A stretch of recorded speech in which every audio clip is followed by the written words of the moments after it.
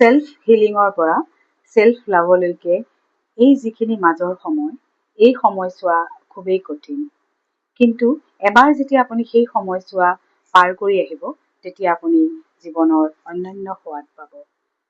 এটা কষ্টকৰ যাত্ৰাৰ পৰা যেতিয়া আপুনি নিজকে উদ্ধাৰ কৰি উলিয়াই আনিব, তাৰ পাছত আপুনি যিখিনি নিজক বিচাৰি পাব তেতিয়া সেইখিনি এটা সাংঘাতিক ধৰণৰ মানসিক শান্তি। সেলফ হিলিং বা নিজেই নিজক ঠিক কৰা খুব কঠিন নহলেও কিন্তু খুব সহজো নহয়। নিজক ঠিক কৰিবৰ বাবে নিজক পৰীক্ষাগাৰত পৰীক্ষা কৰাৰ দৰে বিভিন্ন ধৰণৰ ষ্টেপ পাৰ হৈ আহিব লগা হয়।